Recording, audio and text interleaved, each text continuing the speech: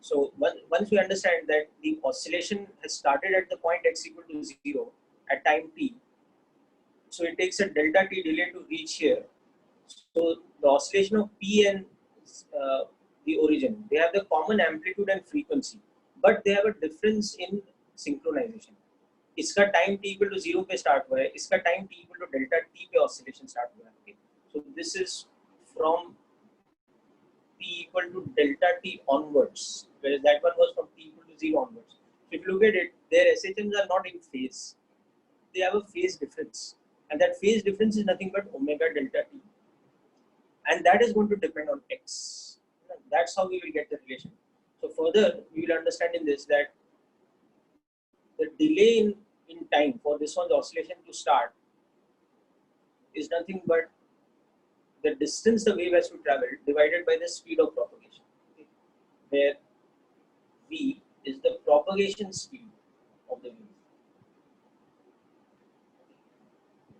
Now logically, that propagation speed depends on the string's properties, on the string, or in other words, the medium's properties. It does not depend on the source. The source is controlling the amplitude and the frequency, but how fast the disturbances are traveling along the string, that is not something that the source is responsible for, because source is only, it is only forcing the origin particle or the particle at the end of the string to oscillate. फिर वहां से बाकी particles जो oscillate कर रहे हैं, that is nothing to do with the source. It is just to do with the elasticity of the string, how the energy is propagated from point to point along the string. So therefore, it's a property of the medium. Okay? That's one thing. And the second thing is, we'll assume this is constant because the medium's properties are uniform. The elasticity of the string, the density of the string, the area of cross sections, these all are uniform. So the rate at which that energy is propagating from point to point on the string, we'll have to assume that is uniform, because we are taking into the case that the string is uniform in properties. Okay? So V is, so we'll understand here also that V is uniform, okay, because the string has isotropic or uniform properties. Okay?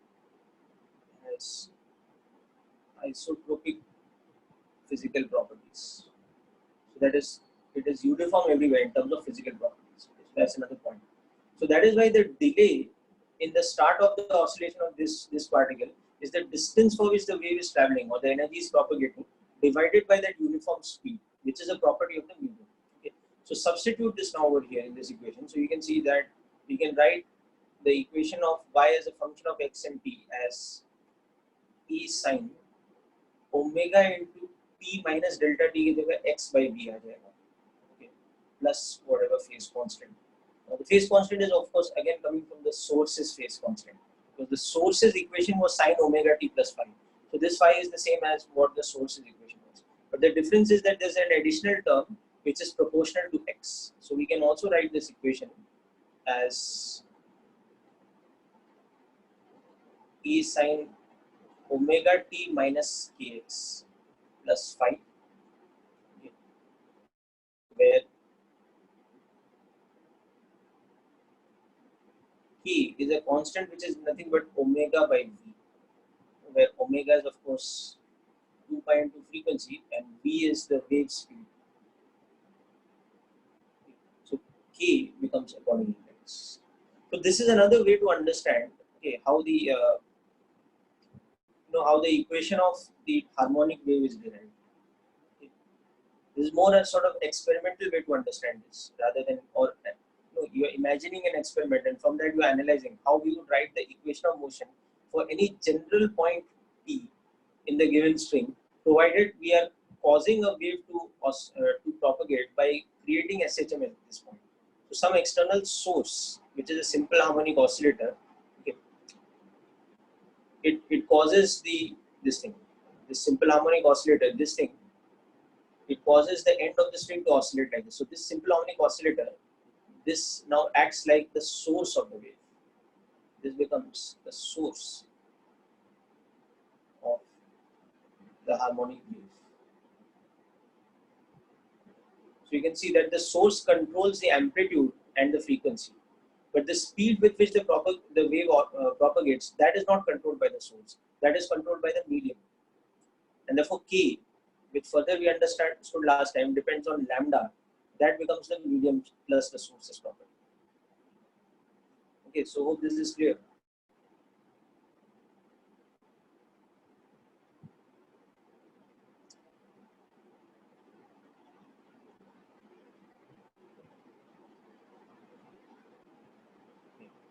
Before we proceed further, one more thing we should understand is that any equation that we write like this, E sine omega t minus kx plus phi, can also be written as E sine kx minus omega t plus some different phase constant phi prime, where phi prime will just become pi plus phi. Okay, now this is very simple. How we can convert omega t minus kx to kx minus omega t? Yeah, okay. This is because sine of x can always be written as sine of pi minus x. Okay. So this will in fact become minus. So for example, sine of omega t minus kx plus pi by 3 is the same thing as sine of kx minus omega t, but plus pi minus pi by 3, so 2 pi by 3. So these terms are interchangeable. Okay. And similarly, and also sine of omega t minus kx plus phi can always be written as cos of kx minus omega t plus phi double prime, where you write phi double prime as pi by 2 minus phi. Because here we are using that sine alpha is cos of pi by 2 minus alpha.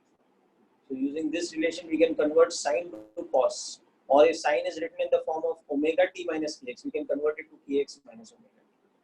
But the phase constant will change. That is the important thing. Okay? So this is just a matter of notation of the wave, and we should understand how this happens.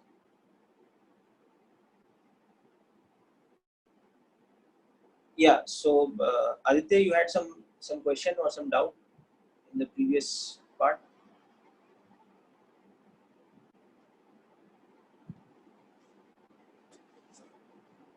Aditya, did you need to ask something? Any doubt? Okay, fine. Just go.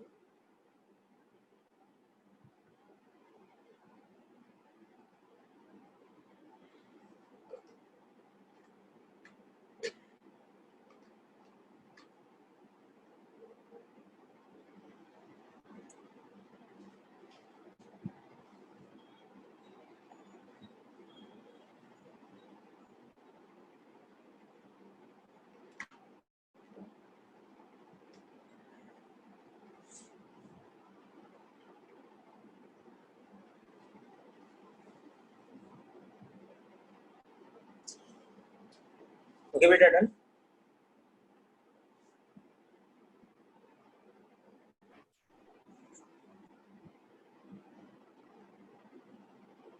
Okay.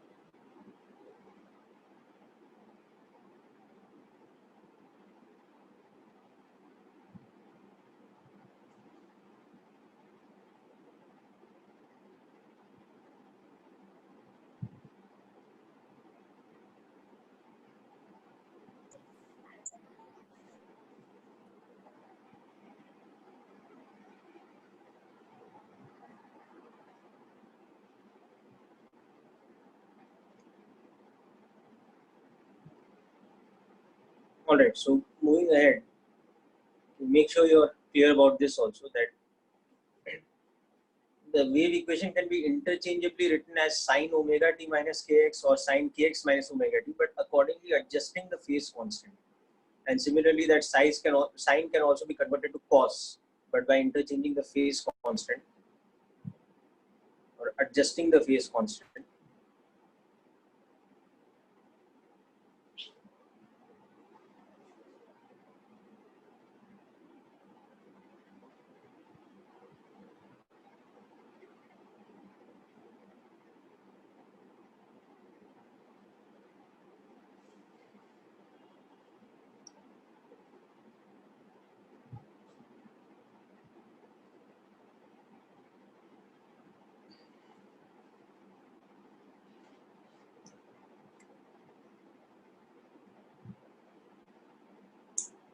Okay, so now one important type of question is to be able to identify the phase constant from a given what we call snapshot picture. If we fix the value of time and plot the graph of y versus x in any wave equation, that is as we've seen before, that is called the snapshot picture. So one very standard type of question, you'll see plenty of these questions in HC Verma as well as in your module exercise which I sent to you. So suppose my y versus x is shown to you as a graph like this.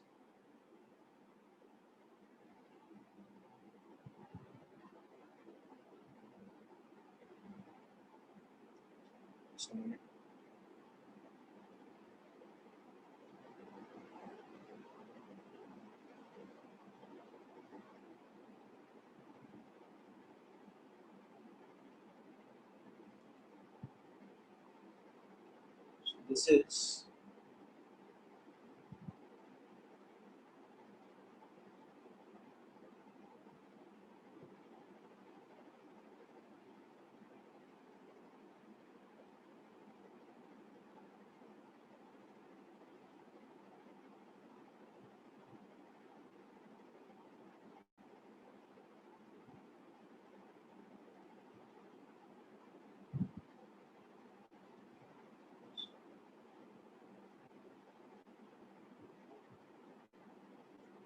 So this is a snapshot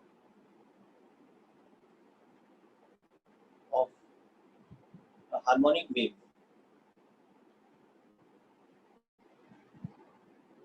at the instant t equal to 0, where x is in meters, y is in centimeters, and it is given to us that this wave is traveling along this direction, and also this value of x is 12 meters. Okay. So the speed of the wave is, let's say, 90 meters per second along positive x-axis. So we have to determine amplitude, frequency, and wavelength, and write the equation of the wave.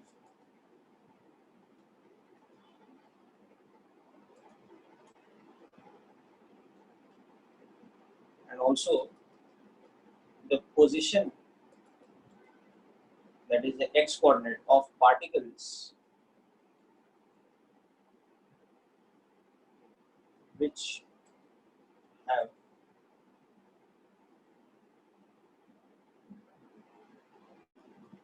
maximum speed and which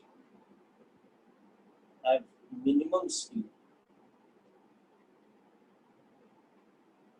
at the instant t equal to 0. Okay, so just try this out.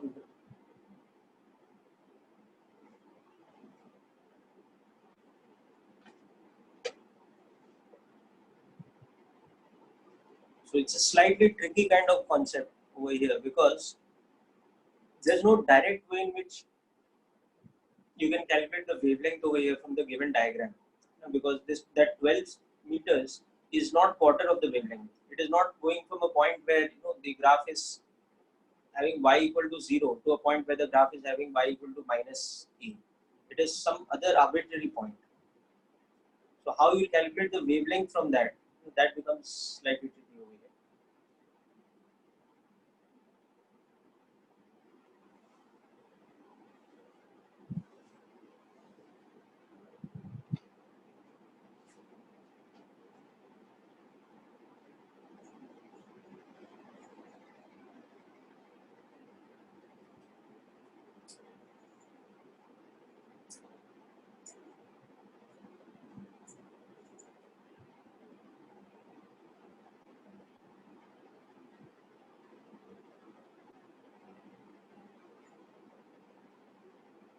So in writing equation of the wave, you will have to understand what the phase constant phi is. So that is going to be something important here.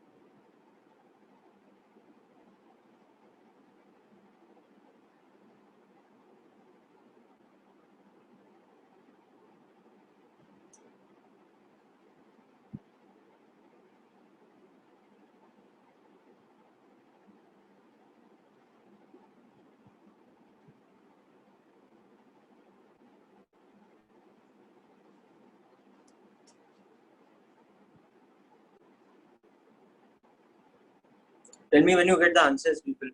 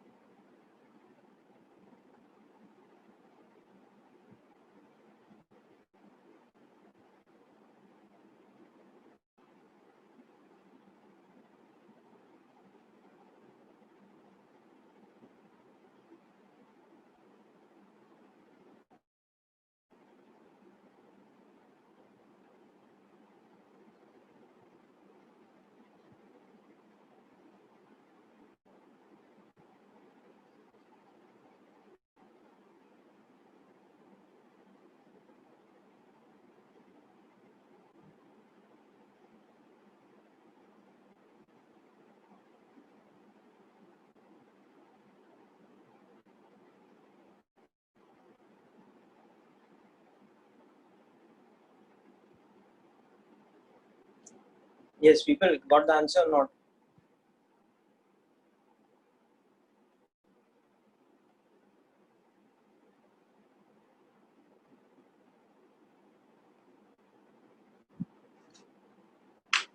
Okay, so let's go over what all information we can get from this graph.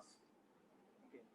See, one thing you can see directly in the graph is that the direction of propagation is the positive x-axis. That's the first thing. Then you can see that the amplitude is equal to 6 centimeters.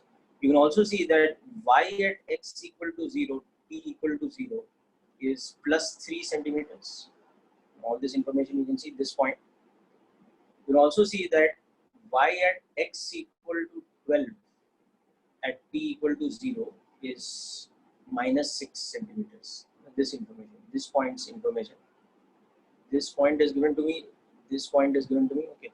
And one more thing I can see is that since the wave is shifting like this, so an instant later, the wave will be like this. So if the wave is going to be like this, we can see that the direction in which this point is going to move is going to be upwards, the particle velocity.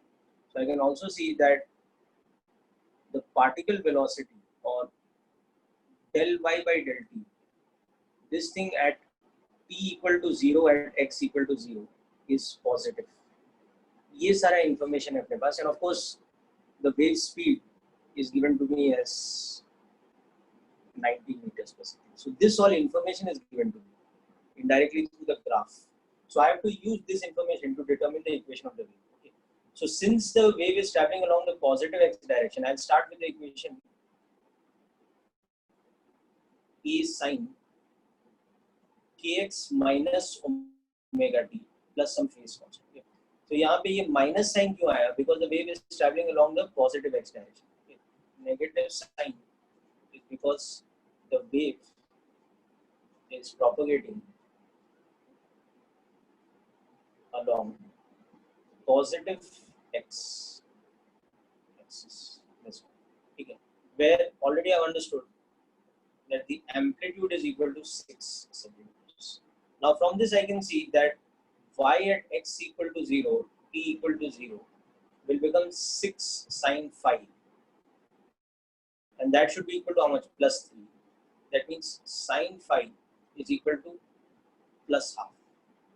So that's one more piece of information that I have. I can also see that if I assume this equation, then what is the particle velocity in general?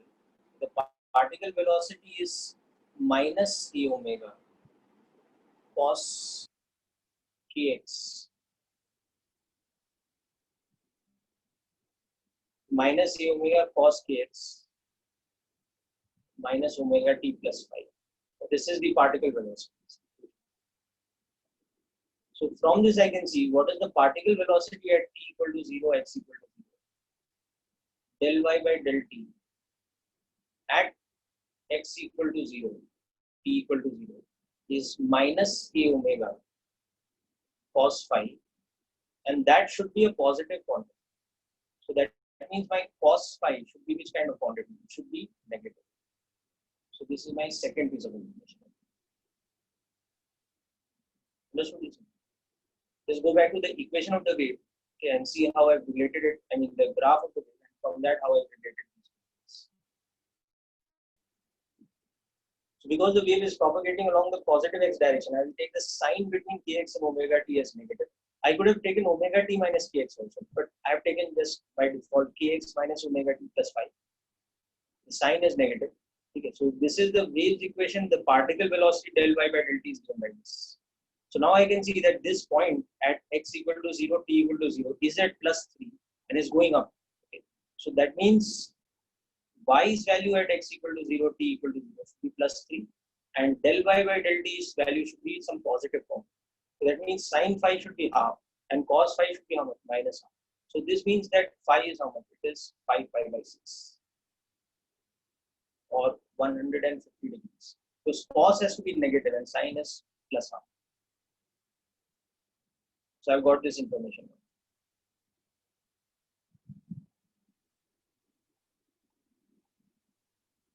Okay, so now I got the value of amplitude and I've got the value of the phase constant, which is 5 pi by 6. Now, what other information I can use from the given graph?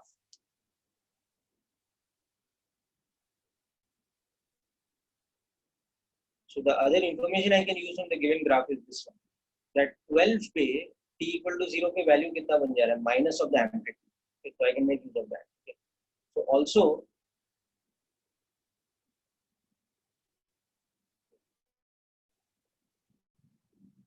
I have that y at x equal to 12 at t equal to 0. That will become how much? 6 sine,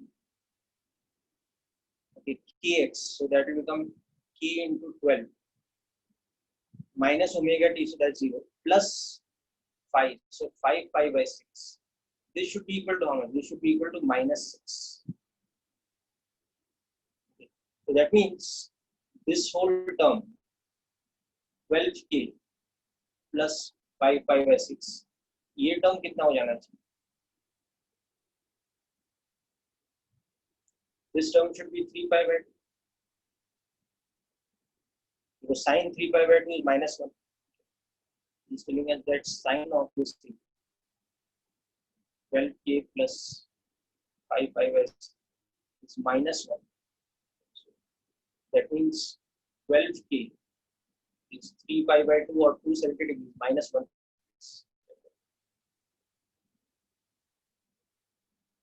So that is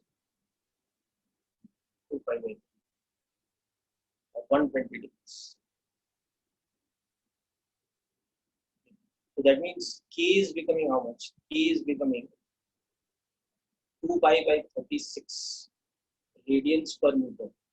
Because this 12 here was 12 meters. 12 is 12 meters. So 2 pi by lambda is 2 pi by 36. So lambda is equal to 36 meters. And k is equal to pi by 18 radians per meter. That's now this other information.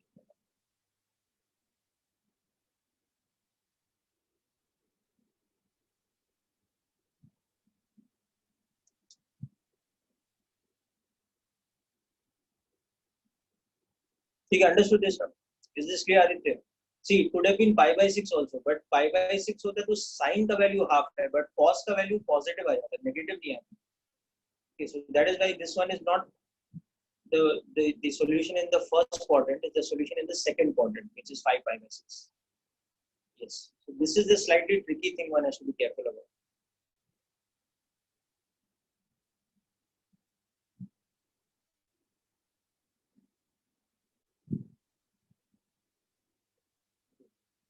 And once we have got lambda, now we know the wave speed. So from that we will get the frequency.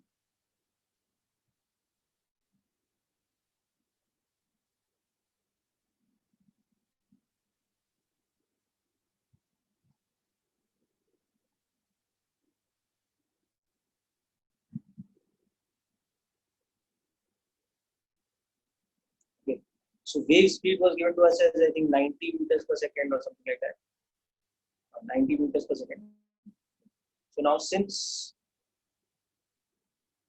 v is equal to 90 meters per second and lambda is equal to 36 meters, therefore frequency, which is v by lambda,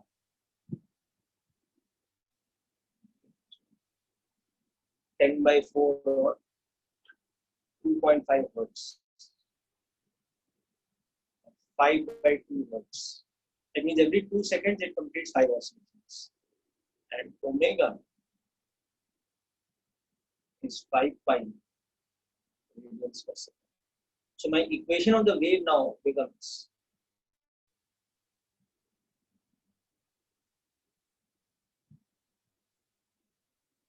y equal to 6 sine t, which was pi by 18 x, minus omega, which was 5 pi t plus 5 pi by 6. Or you can also write this as 6 sine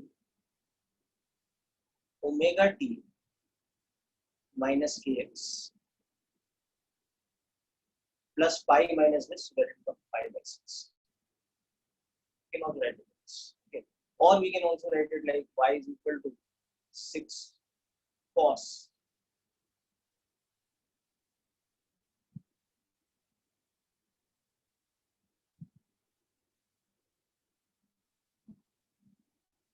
S. Any of these equations are correct, and they are interchangeable at least.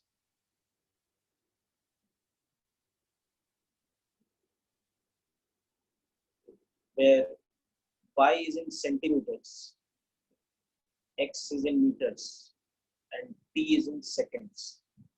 Therefore, you can see that the amplitude is equal to 6 centimeters.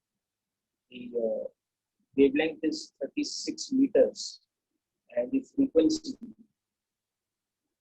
is 5 by 2 hertz.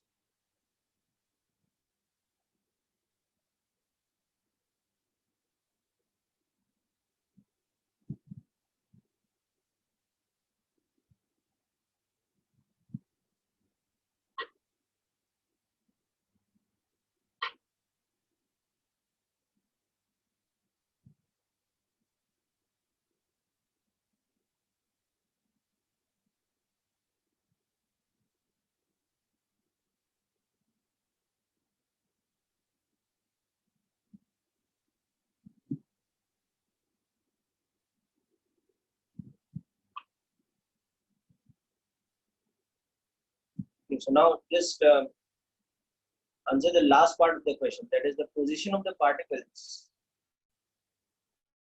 at which the speed is maximum, the particle speed is maximum or minimum. Just work that last part out.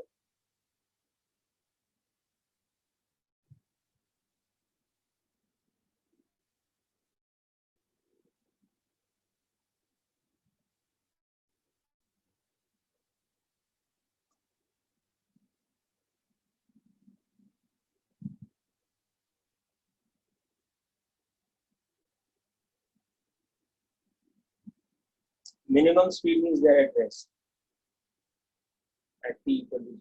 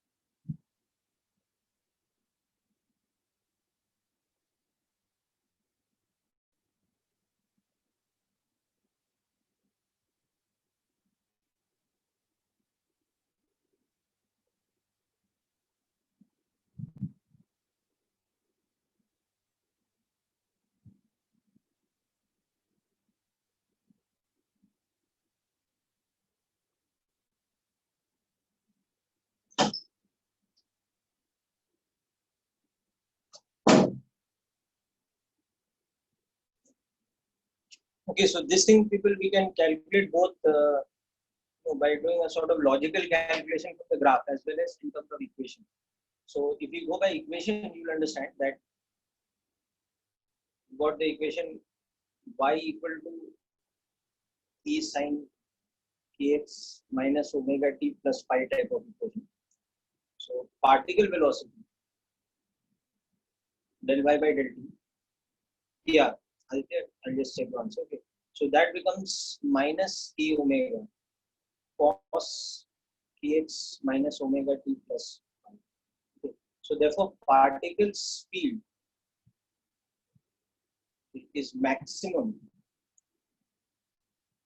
at positions for which this cos kx minus omega t term is plus minus 1. So cos theta is plus minus 1 for kx plus minus omega t, so plus 5.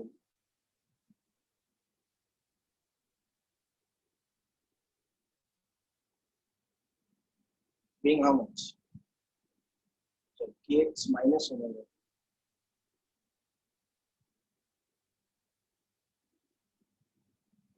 being 0, pi,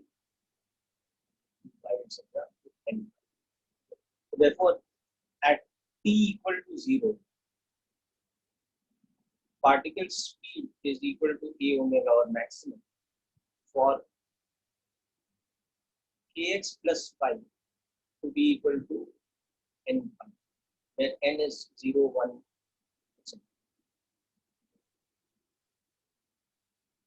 So pi by 18x plus 5 pi by 6 should be equal to n pi, or x should be equal to 18 times 1 minus 5 by 6. Just cancel the pi's. Sorry, n minus 5. So n equal to 0 nahi le payenge because we are taking only x positive. N equal to 1 के लिए x will become 18 by 6 or 3 meters. N equal to 2 के लिए x will become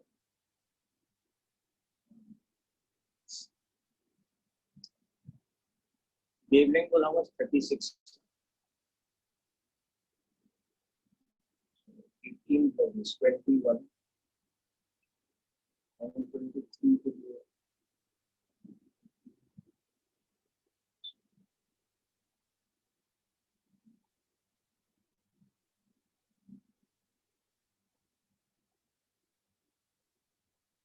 and so on.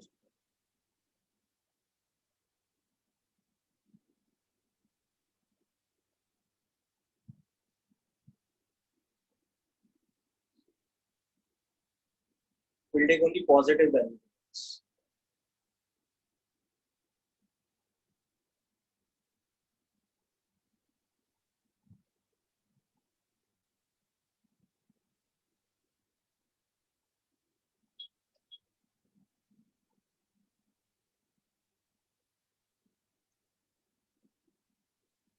Whereas at t equal to 0, particle velocity is 0 for positions at which cos kx plus 5 is 0. That means kx plus 5 is your odd multiple of pi by 2.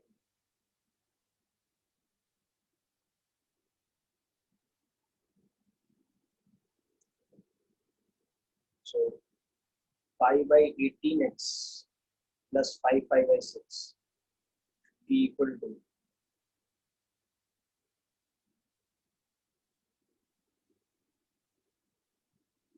this kind of series. X by 18 plus 5 by 6 should be some odd number divided by 2.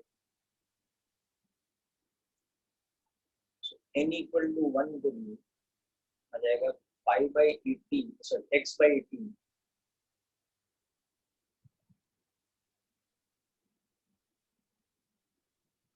plus 5 by 6 is equal to 3 by 2, or x is equal to 18 times 3 by 2 minus 5 by 6. X will become 18 into 2 by 2.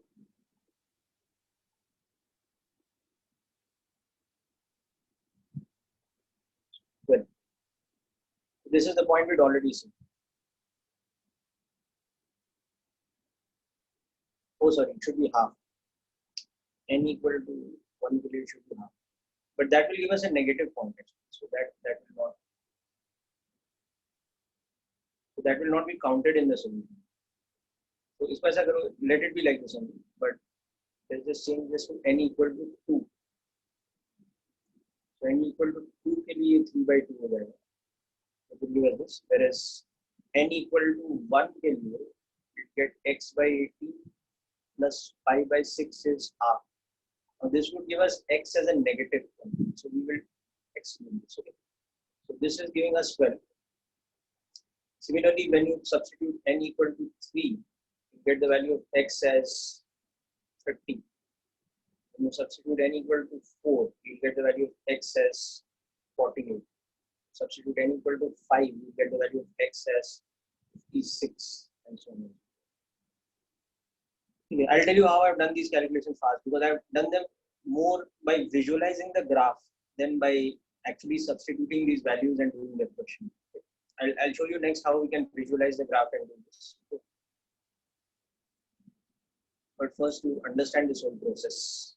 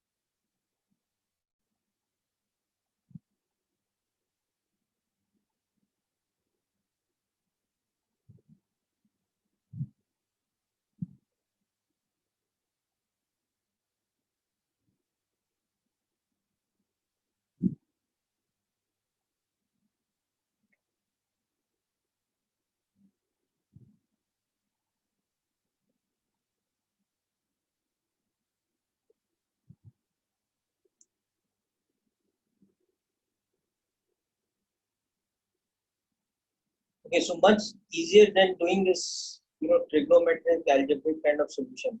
Is just to do it visually using the graph. Let's understand how that works.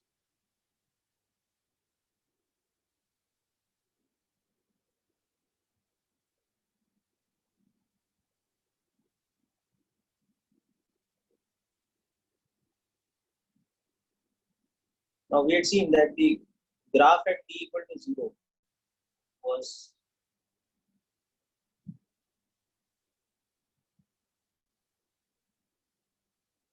something like this.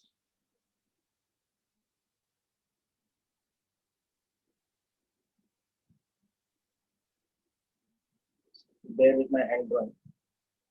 That too on a digital pad is very easy. Anyway, so we had seen that this was positive of the amplitude, this was negative of the amplitude. This was the snapshot at t equal to 0. Now always keep in mind that particles at extreme position, that is x equal to plus minus a, will be at rest. And particles at mean position, that is x equal to 0, will have particle velocity equal to plus minus d over. That is maximum speed. So all we have to do is figure out what those positions are. Okay. Now additionally, to help us out, this point was given to us as 12.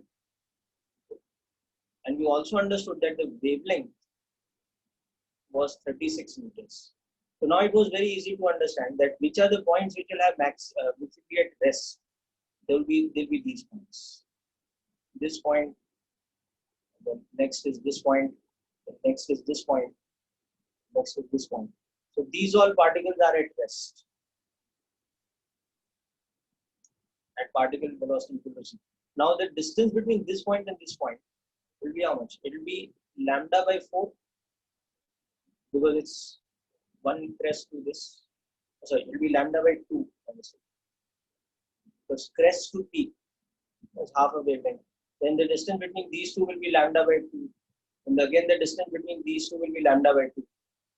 That's it. Now it's very easy to see. So if for my particle velocity being 0, the first position that the graph is showing me is 12 meters. The second should be that plus lambda by 2. So x2 should be equal to x1 plus lambda by 2. So obviously it will become 50 meters. The next 3 will be x2 plus lambda by 2. 42 meters. Then I'll get plus 48 meters.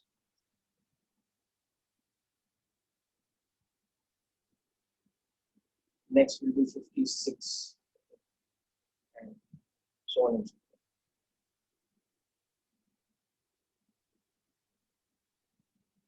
forth. Okay.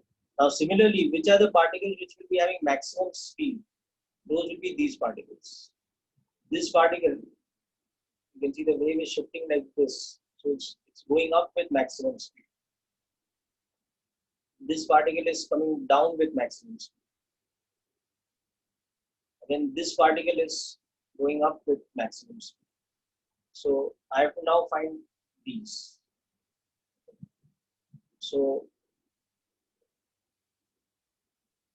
now again you can see that for v equal to plus minus, particle velocity equal to plus minus c omega, the first one you would have got would be 12 minus lambda by 4. Now understand why that is the case. Why it's 12 minus lambda by 4? Because this distance would be lambda by 4. So it will be 12 minus 9. Okay. Then the next one will again be x1 plus lambda by 2. So 21. Okay. Then the next one will be x3 will be x2 plus lambda by 2. So add another 18. So 39, then add another 18. So 57, and so on and so forth. In fact, let's write these as time so that we don't confuse them with these ones. So this is a much easier visual way of understanding the particles which are having their position at extreme position. That means they are at instantaneous rest, or they are going through the mean position. So that means they are having maximum speed during their rest.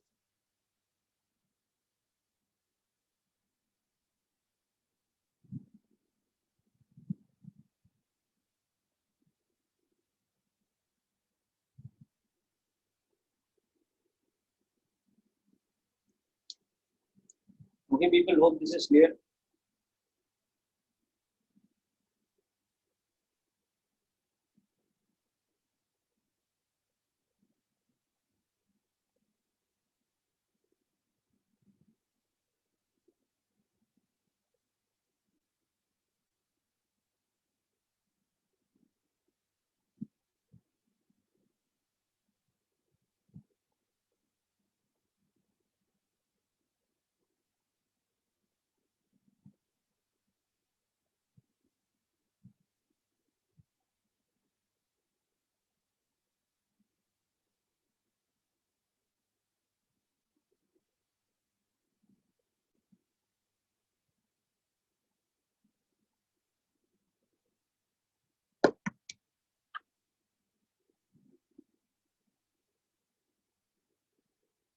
Okay, next up, you can take down the values later on.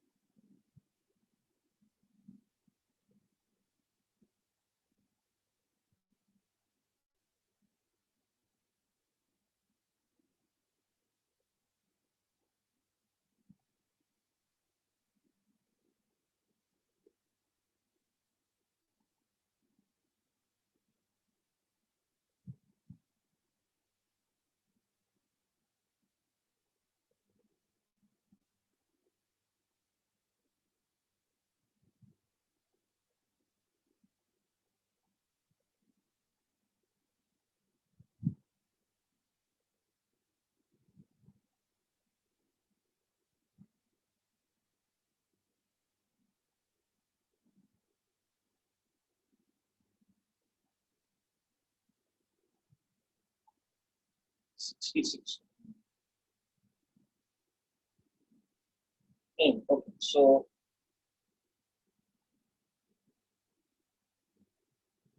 now next we'll understand the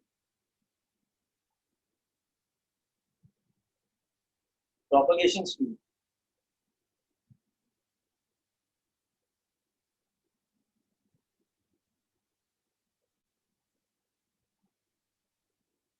V. And we know V is equal to F lambda. But in terms of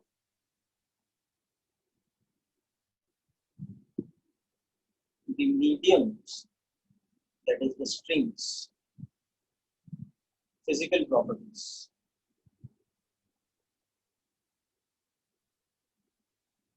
So how V depends on the physical properties, and which physical properties we are talking about?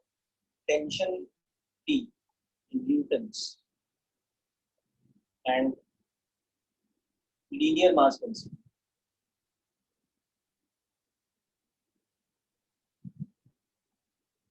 Mu in kg per meter. So long ago, you remember, if you do a dimensional analysis, you can show from dimensional analysis, you can show that V will be proportional to T to the power half, mu to the power minus. But here we'll do a derivation of this. So in fact, what happens is that the constant of proportionality is in fact unity for SI unit. It is square root T by mu. So let's look at the proof of this by Newtonian mechanics kind of thing.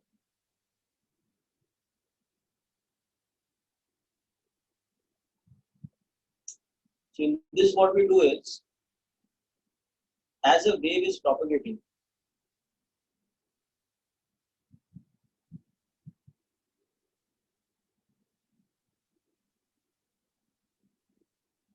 with a uniform speed v, our observer is also traveling along with it.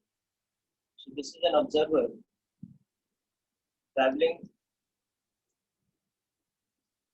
along with the wave.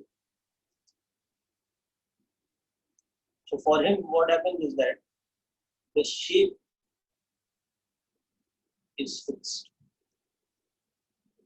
but the thread itself is moving backwards like this at a speed v. Because he's traveling along with the string, sorry, along with the wave shape. But remember this, the string is not traveling like this. The particles of the string are only going up and down, and they are not moving along the x-axis. Okay, so if he's traveling along the positive x direction with the speed v, for him, what is happening? This shape is remaining fixed because he's traveling along with this. The next moment is 0. But the string is actually moving backwards. Okay. Now, suppose he's observing a particle on the crest of the wave. So,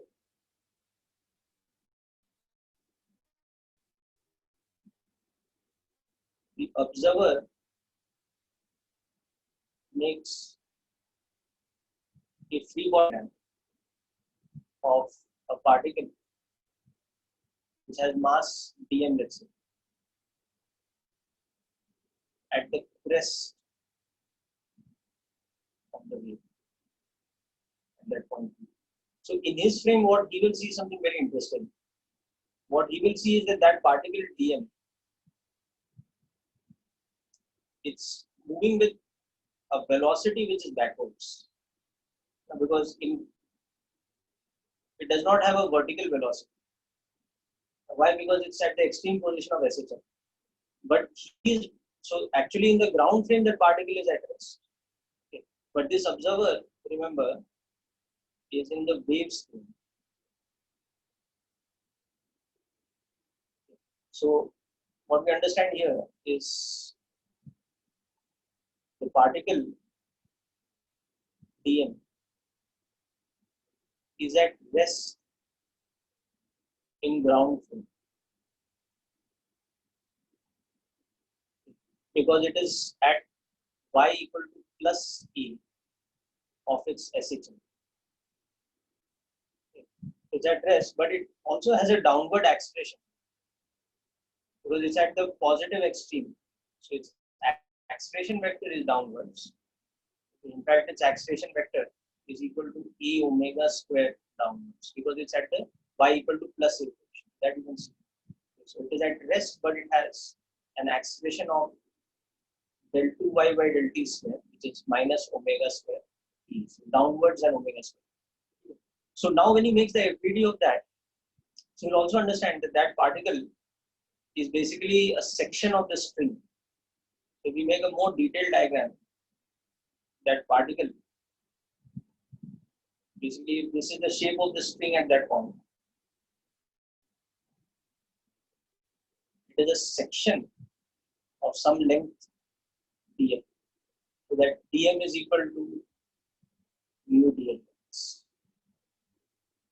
And that is having that velocity, which is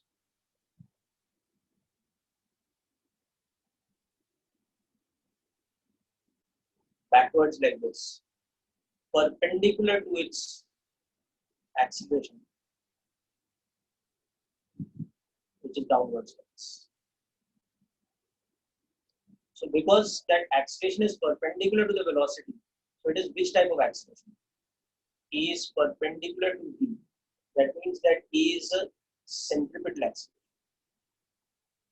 Centripetal or what we call normal component of acceleration. तो देखो उसके frame में क्या हो रहा है, वो particle ऐसा curvilinear path में जाने वाला है. That particle which is at this point P, that is going to go in some kind of curvilinear path like this. So because it's curvilinear, it has a radius of curvature. So the center of curvature of its circular path is somewhere here.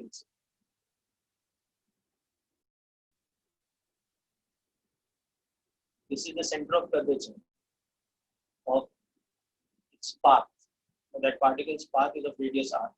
So this acceleration magnitude should be equal to v square by r, where this r is the instantaneous radius of curvature.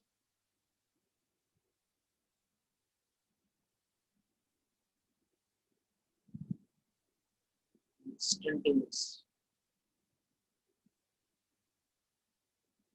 radius of curvature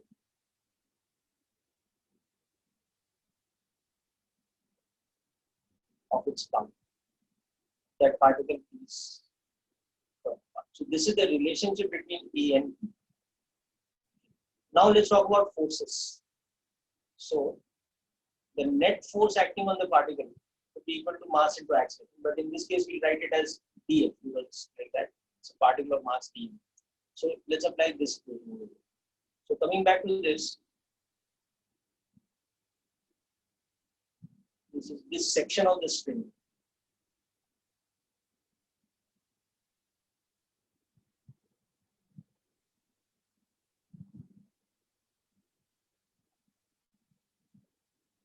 So if we are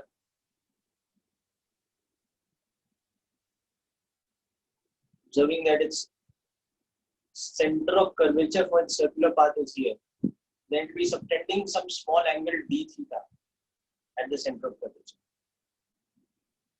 So this length dl will become rd. So that mass dm, which is mu dl, will become mu r. That's one thing. The other thing is that the forces which are acting on it will be the tensions which are acting tangential. So ये वाला section of the string, this section of the string will be pulling this back with a tangential tension at this point. And this section will be pulling this back at a tangential tension at this point. So that is a uniform tension that is there in the string. This instant of tension. So if you now draw a vertical axis and a horizontal axis to that point,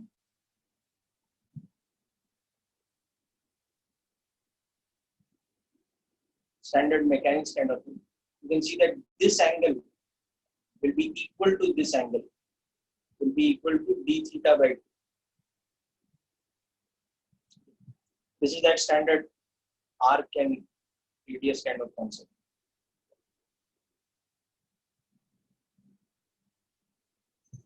Draw this angle is alpha and this angle is alpha. Then at these 2 points, if you draw tangents,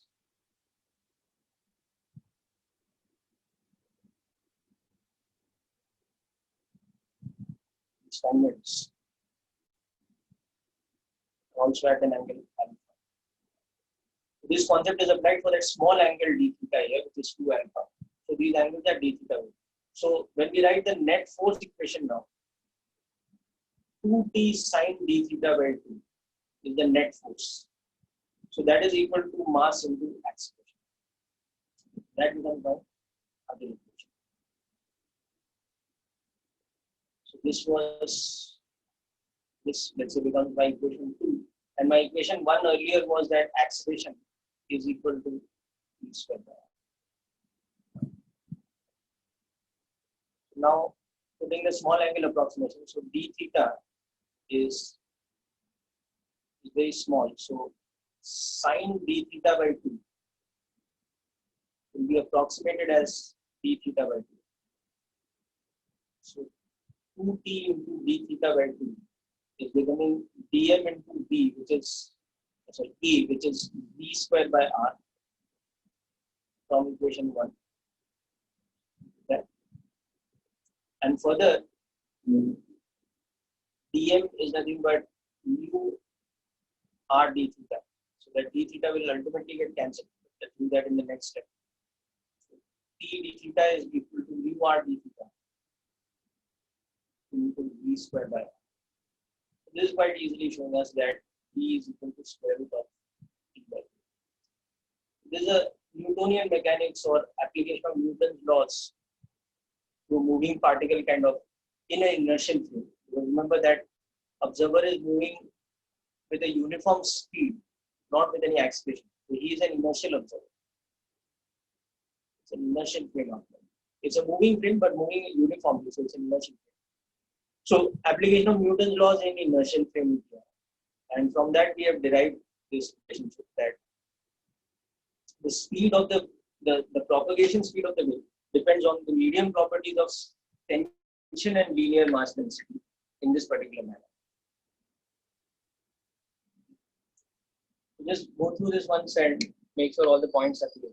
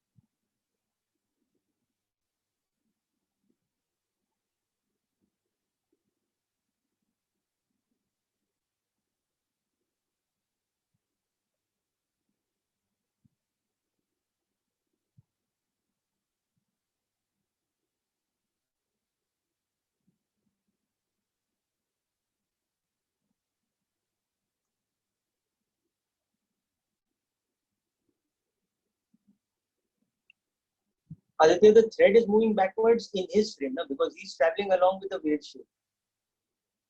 In ground frame, the thread is stationary and the wave's shape or the disturbance of the wave is traveling forward. So if he starts running forward along with the wave, in his frame, what is happening? The wave is the thread is moving backwards. Is it clear, beta?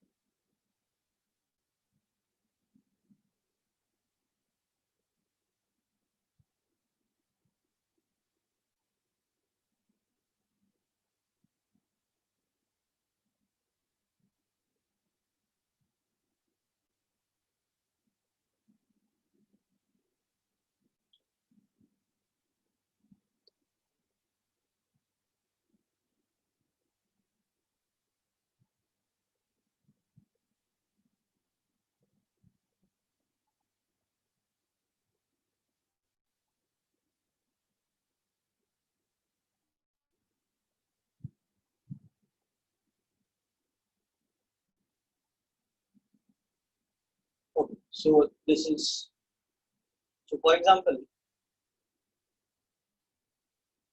if the tension in a thread is suppose 250 newtons and the linear mass density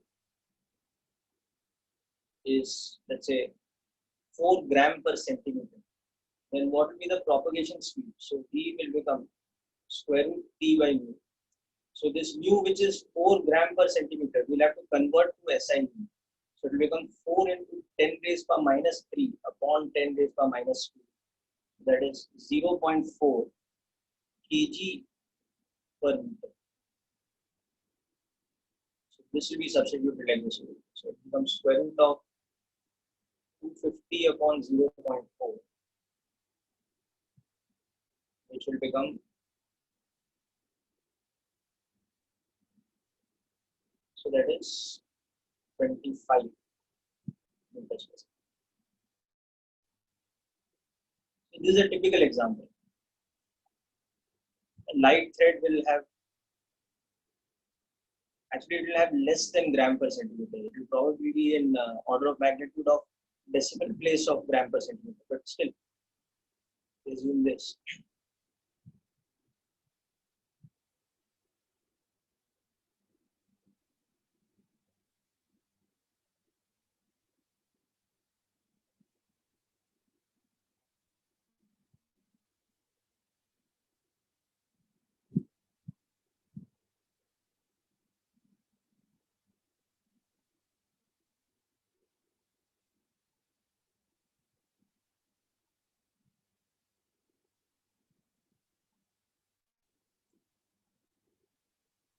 Okay, next important derivation. But before that, let's understand. So, therefore, for the wave, we have V is equal to F lambda. In this, is very important to understand that V, which is square root of T by mu, is determined only by the medium's physical properties. In other words, it is independent of the source.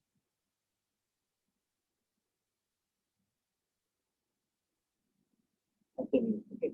Whereas lambda, whereas frequency F is nothing but the source's frequency. This is the frequency of oscillation of the source. So it is completely independent of the medium. The medium does not control the frequency of oscillation, and like that, the source does not control the speed of propagation element, and therefore lambda, which becomes V by F. So lambda is affected by both the source's frequency F and the medium properties.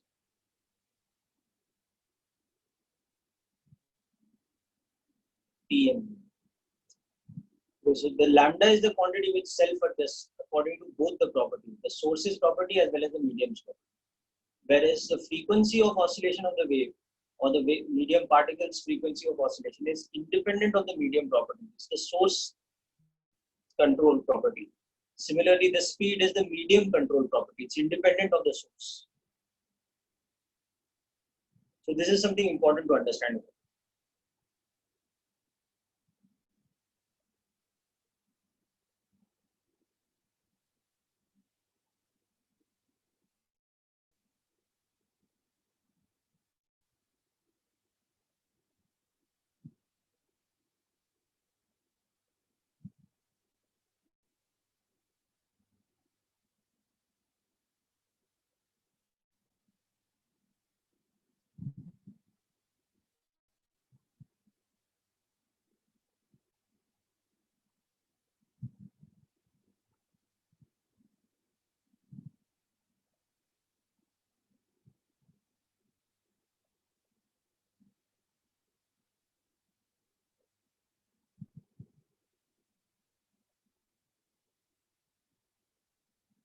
Okay, so people hope this is clear.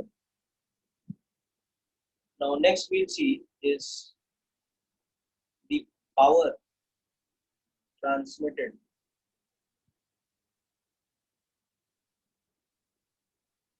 along a harmonic wave. Okay, transverse one dimension. This power we are talking about is mechanical power.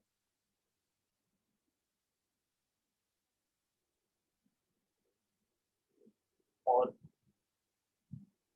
mechanical energy propagating per unit time. That is what it is. So as a wave is propagating through a given string,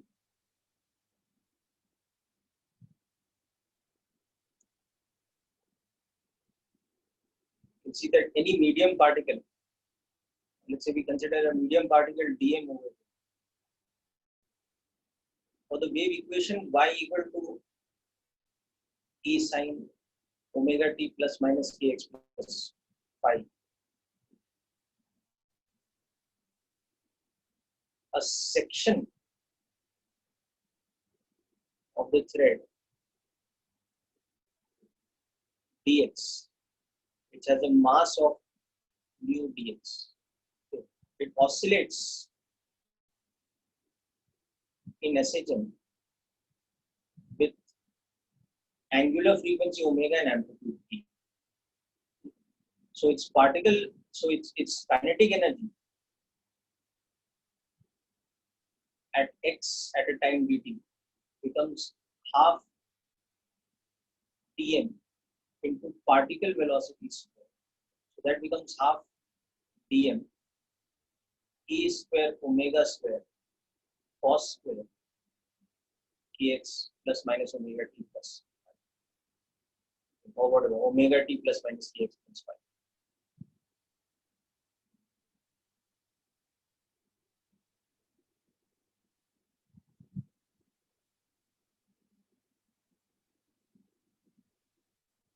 So this is the kinetic energy of the section dx, a small section dx, which has a mass of mu dx. That is the kinetic energy as the instantaneous kinetic energy. Instantaneous.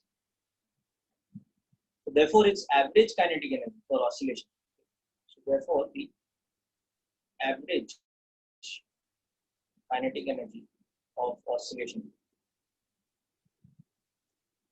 for that section dx, that average kinetic energy will become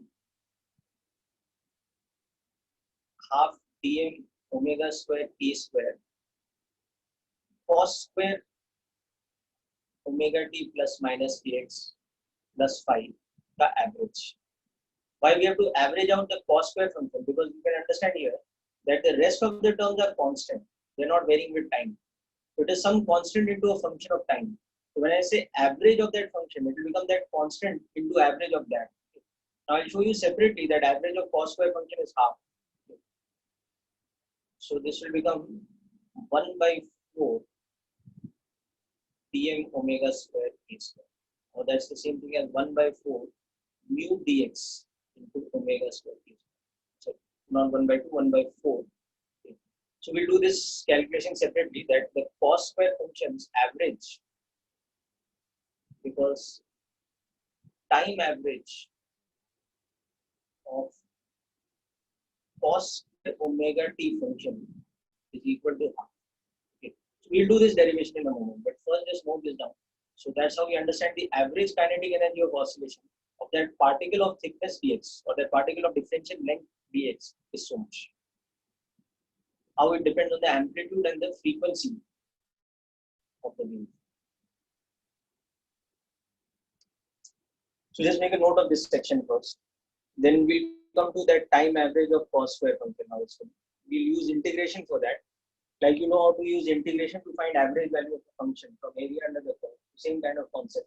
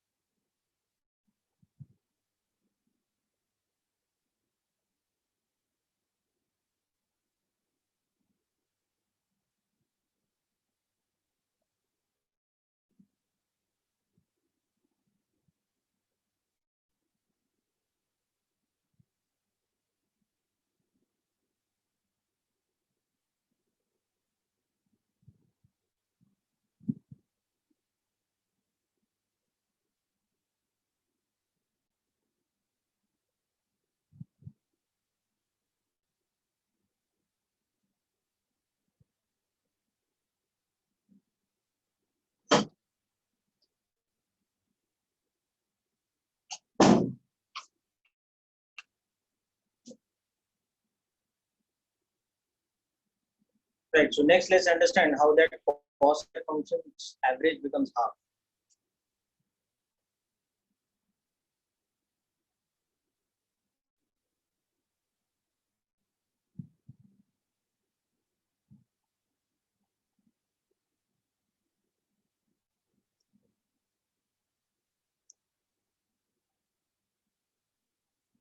So average of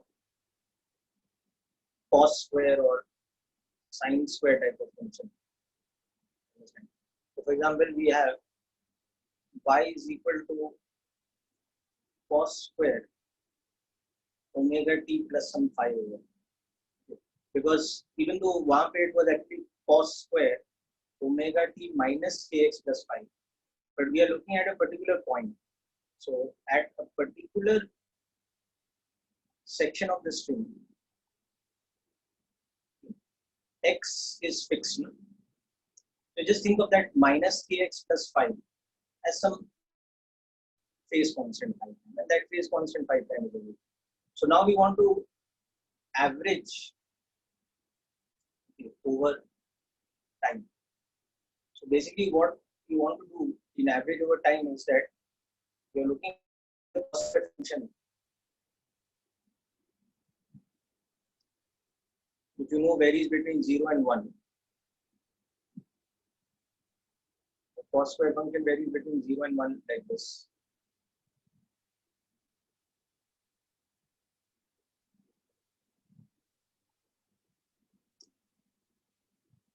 So suppose you talk about this function, y is equal to cos square omega t, specifically this. So average value of this from 0 to some time, let's say, suppose 0 to t1, मुझे average value निकालना है. मैं क्या करूँगा, ये पूरा area निकालूंगा और उसको टाइम से डिवाइड करूँगा. Okay. So the average value of y from 0 to t1 will be nothing but integration of y dt from 0 to t1 divided by that t1. So this is the method of average value of function. If you have a function y is equal to fx and you want to find average of y from x equal to a to b, what you do is you find the area under the graph from a to b and divide by that interval. This is one of the applications of definite integration. You can find the average value of function. So वही हम यहाँ पे apply. Now, since we are dealing with cos square omega t plus phi prime or whatever, this is a periodic function. Therefore, its average value over a long time, a very long time, is the same thing as the average value in a cycle, in a single cycle, and this here would be one single cycle. Okay. And that's why the average value of cos square omega t plus any phase constant will be actually equal to the same thing as the average value of cos square omega t, which actually will be the same thing as the average value of sine square omega t, because all these graphs have the same shape. Okay, so all these graphs have the same shape, periodicity, etc. Okay. So whether we are dealing with a cos square omega t plus phi kind of function, or you just put the value of phi as 0, okay, or you just put the value of phi as pi by 2, so it becomes sine square omega t. It's all the same because it's the same graph in terms of shape. So now coming back to average value of cos square omega t function, it will become integration of cos square omega t, okay, over one cycle divided by t, where t is one cycle of the cos square function. So that means t is equal to pi by omega. Because cos square function, remember, has a fundamental period of pi. So the time period will become pi by omega. So how to do this integration now? So you use substitution. Substitute omega t as, let's say, theta. So omega dt becomes d theta, or d theta can be substituted as, dt can be substituted as d theta by omega. So dt in the numerator can be substituted as d theta by omega. And also the limits will be changed. So the average value of cos square omega t function will become integration of cos square theta d theta by omega from t equal to 0. So that corresponds to theta equal to 0 to t equal to capital T, which corresponds to theta equal to pi divided by that. Here we go. So this is 1 by omega. Now cos square को कैसे integrate करते हैं? We write it as 1 minus cos 2 theta whole thing by 2 d theta from theta equal to 0 to theta equal to pi. The whole thing divided by 2. The next step, you can write this as 1 by omega capital T, bring this to here, into integration of this thing. So take the half, it's outside, and integration of 1 will become theta, and integration of cos 2 theta will become sine 2 theta by 2. And this has to be put with the limit from theta equal to 0 to theta equal to pi. As you can see, what we get is 1 by omega t into pi by 2, because the upper limit will become sine 2 pi, the lower limit will become sine 0. So they will cancel out. Okay, so we just be left with pi by 2. And of course, remember that omega t is nothing but pi. So that is nothing but half. So the average value of cos square omega t is like this. So in general, we can say that average value of cos square omega t function or cos square omega t plus any phi function or sine square omega t plus any general phase constant. These are all in the value. So this is an important concept in physics, not only here but we'll see in other places also. For example, in AC circuits, alternating circuits, you might have heard the term RMS velocity. Root means square, not velocity, sorry, RMS current or RMS voltage. RMS velocity, of course, is in kinetic field of gases. So RMS voltage or RMS current, when we calculate in AC circuits, is the same principle actually. We calculate the cos square or the sine square function's average over time.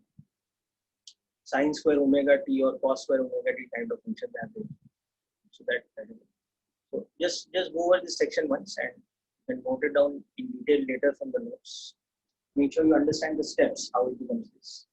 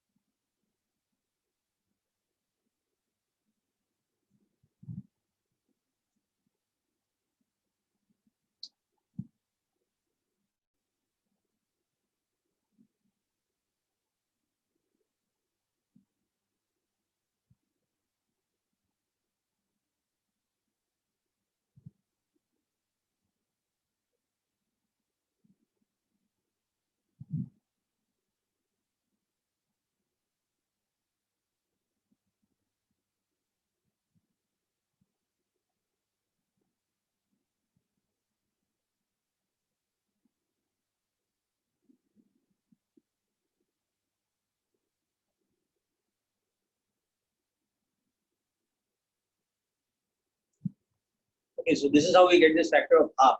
Okay, and now coming back to the original derivation, once we know that average value of cos square function is half, we know that the average value of kinetic energy of that section is half Tm, which is mu dx into omega square a square, average value of cos omega t minus px plus phi.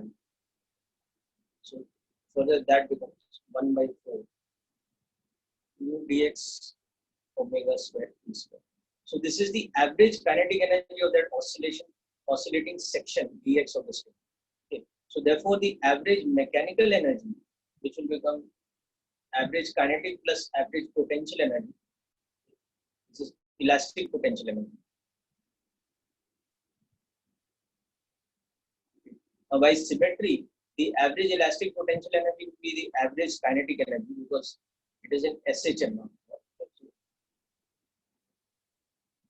So the value of this average mechanical energy of oscillation becomes half because each of these are 1 by 4 mu dx, that is the mass of that particle, into omega squared. So this is the average mechanical energy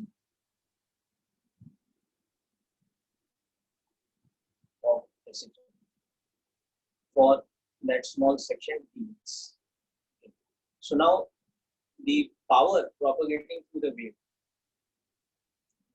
the power transmitting or propagating through the wave, that becomes this energy per unit time.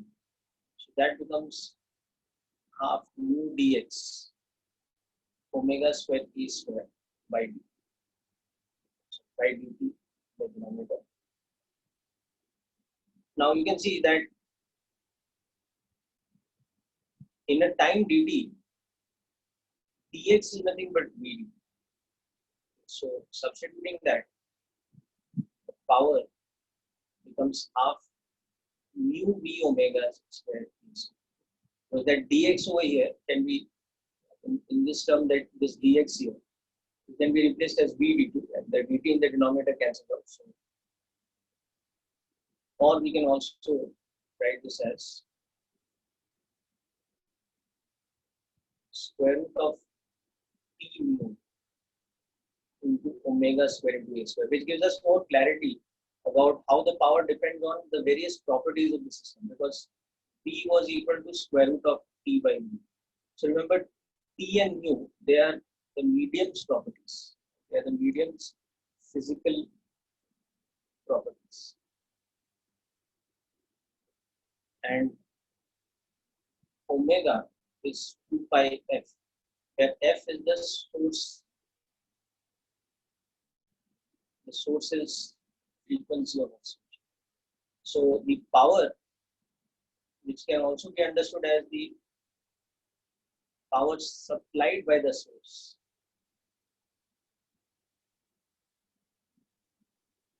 or the power constantly being expended by the source to keep the wave continuously propagating.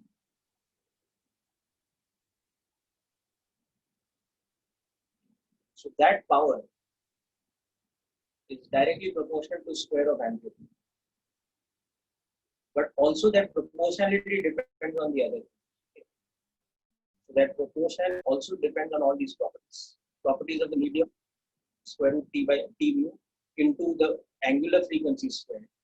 This whole constant into e square.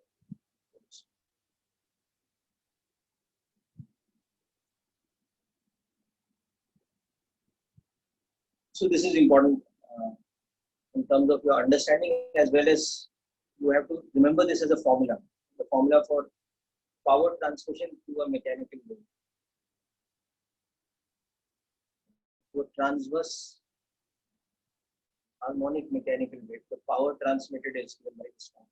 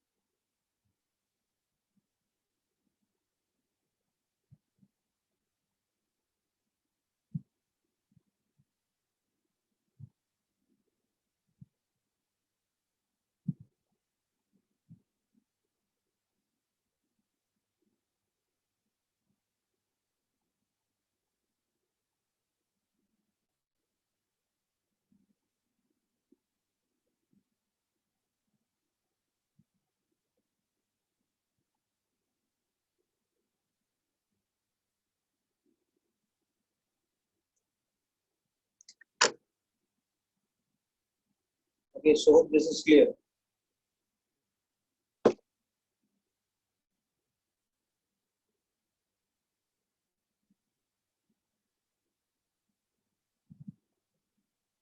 So for example, we have given numerical problem like this. Now, a simple harmonic oscillator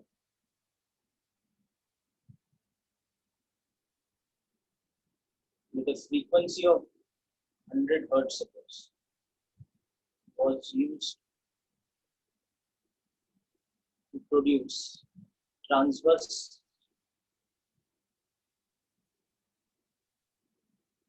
harmonic waves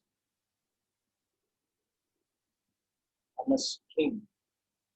It was kept under a tension of, let us say, 1000 newtons, and it has a linear mass density of 0.4 gram per centimeters.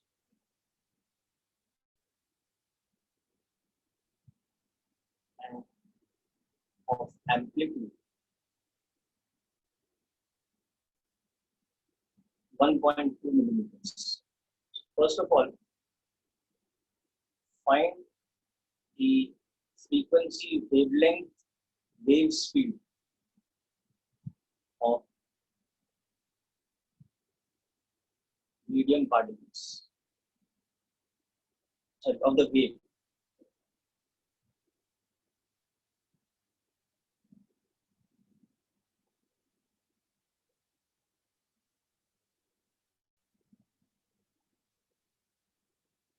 The transverse wave.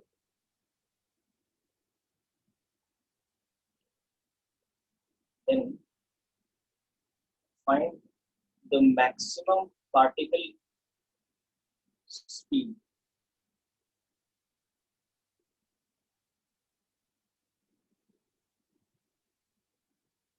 that the medium's particles experience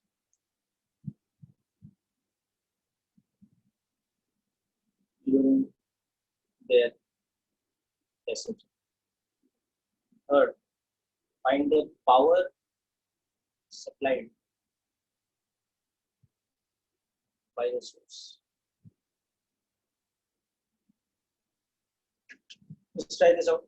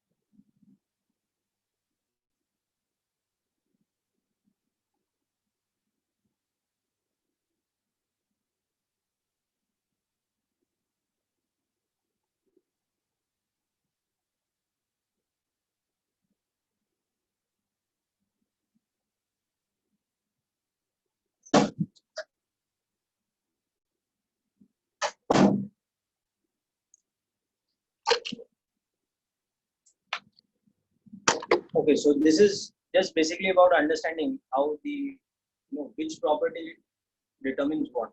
So for the wave, what will happen is that the frequency will be equal to the frequency of the source. So that will be 100 hertz. So omega will be equal to 2 pi f or 200 pi radians per second. Now, the wave speed, that depends on the medium properties. This is dependent on the medium. It's independent of the source. So that is square root of 1000 divided by 0.4 into 10 raised to minus 1. So this is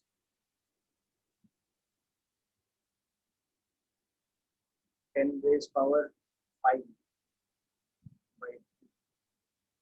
You can write that as 10 by 4.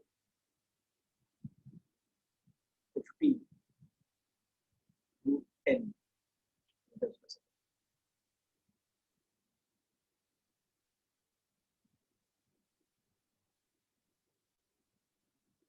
So that will be somewhere in the region of 160 something meters per second.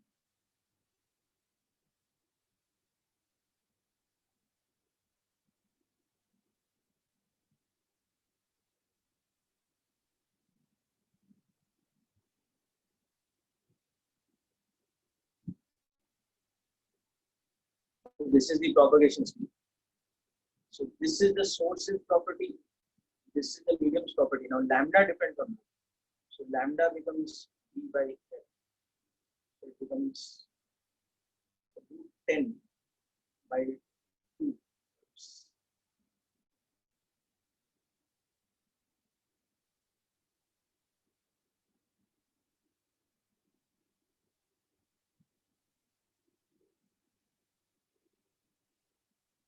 That's approximately 1.58. So not hertz, meters.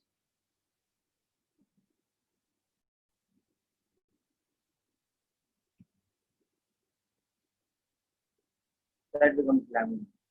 And from that you can see the angular wave number.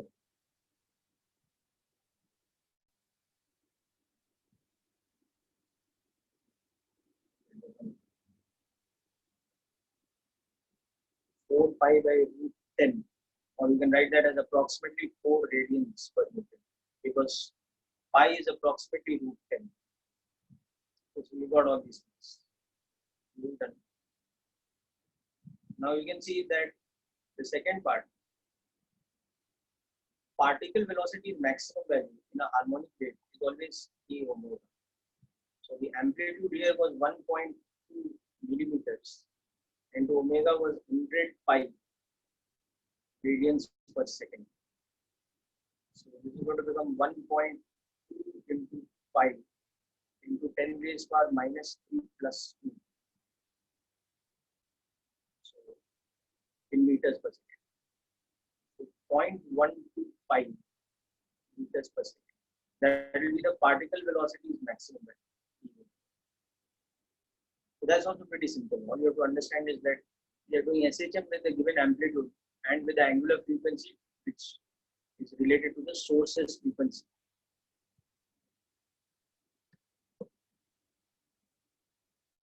Now comes the last part, which is about the power.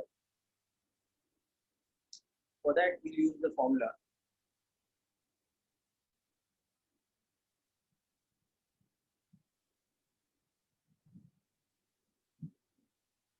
Or you can write this as half square root of t omega squared t squared. So that will become half into square root of 1000 into 0.4 into 10 raised to power minus 1 into 100 pi square. Right? That was omega.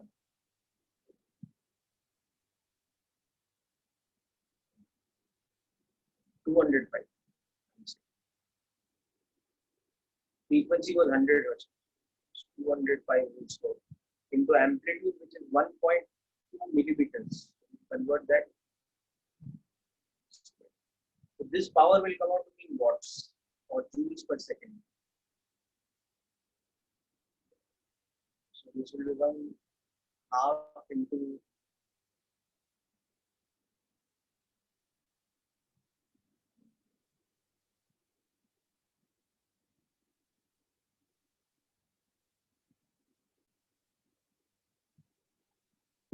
10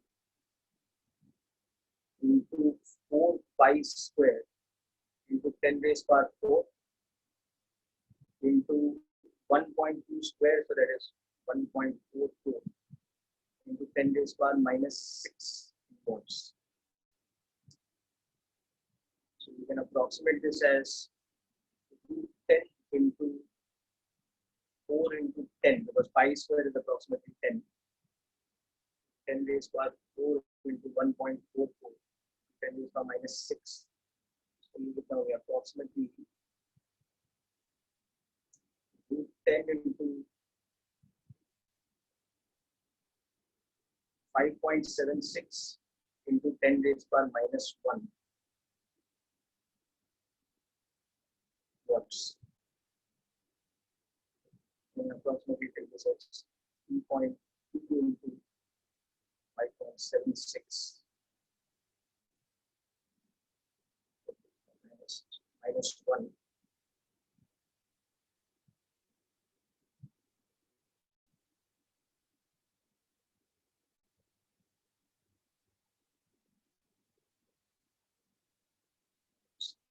This should be the power.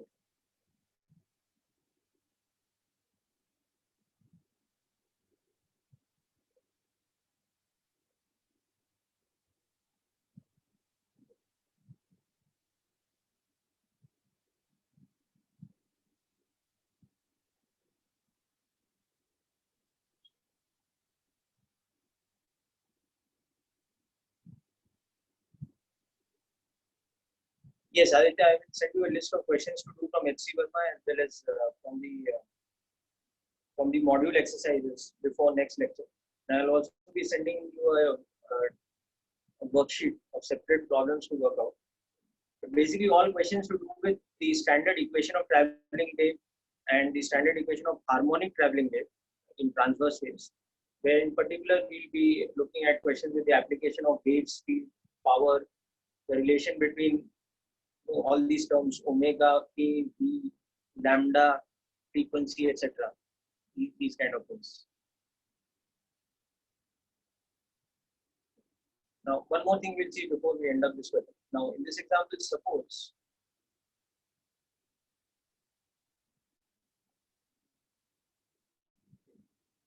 if the tension in the thread is lowered from 1000 Newton to 250 Newtons, while the same source operating at frequency of 100 Hertz pumps power at the same rate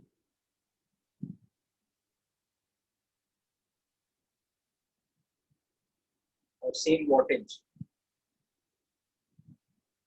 into the wave. Find the new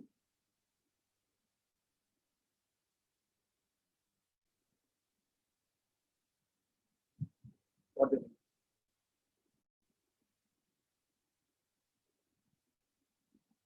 So everything else is kept the same. That is, the frequency of the source is still 100 Hertz and it's still pumping the same amount of power which we calculated above over here. But the string is loosened, so the tension is literally made 1/4. It's reduced from 1000 Newtons to 250 Newtons. So what will be the new values of all these parameters for the wave which is propagating?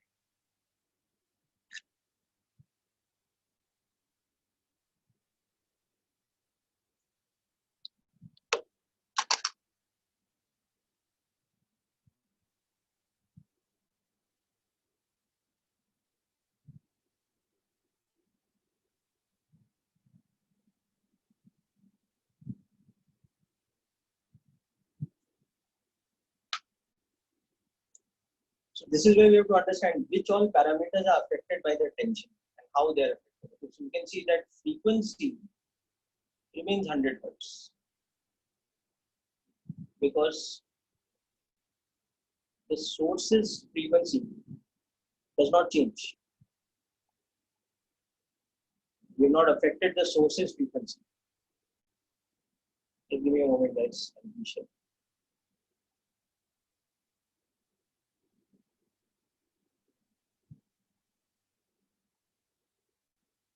So the source's frequency is same as before.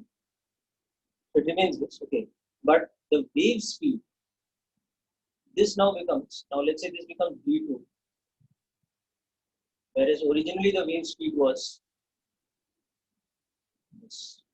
So V2 becomes square root of T1 by T2 times V1. So originally the tension was 1000. Now the tension is changed to 250.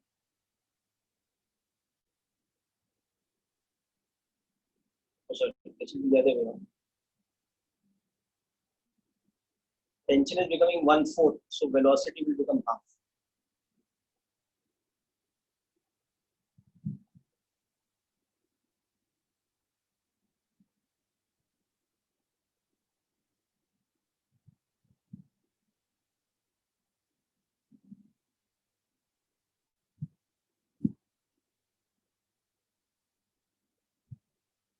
So the velocity will become half of what it was. Okay, so it was 50 root 10, so now it becomes 25 root 10. So accordingly, wavelength will also be affected. So lambda is equal to V by F. So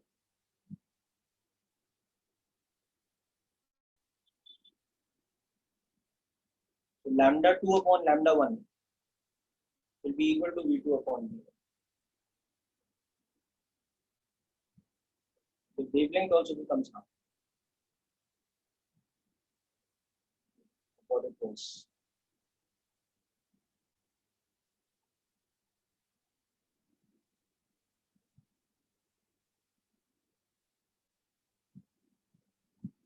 So the wavelength was root 10 by 2. So now it becomes root 10 by 4.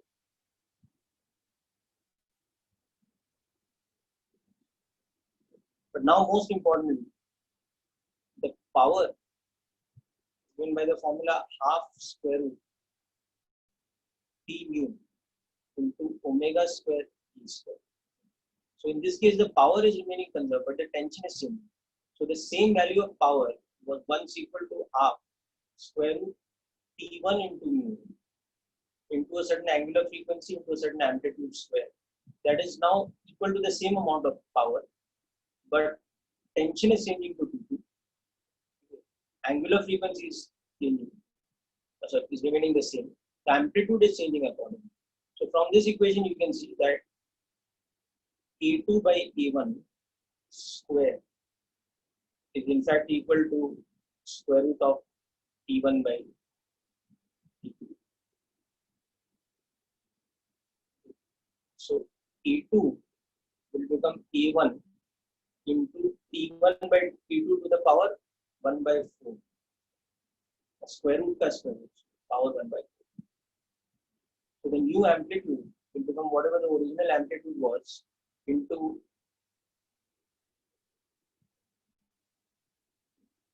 so because I've loosened the string, the amplitude will increase. It will become 1000 upon 250 to the power 1 by 4. So that is A1 upon A1 into 4 to the power 1 by 4. Or that is the same thing as root 2A1. So the amplitude will increase by a factor of 1.41 or root 2. Because I've loosened the string and made the tension 1/4 while keeping the frequency the same. The same amount of power will now give a larger amplitude of root 2 times the original amplitude.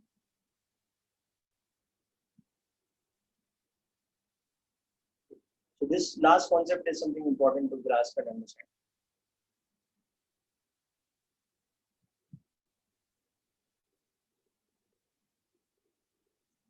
Alright, so we have covered all the basics of harmonic waves and transverse one-dimensional longitudinal waves. Next time we'll start looking at superposition of waves, which is the important part of the transverse wave analysis. So next lecture will be a bit of also problem solving type of lecture, because we have to cover a lot of questions which are based on these concepts. So I'll send you a list of questions and make sure you try and attempt those questions for the next lecture for the best possible results.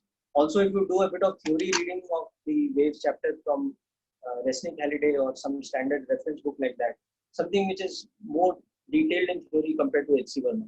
Even D.C. Pandey will do, but better is if you go to Resnick Halliday.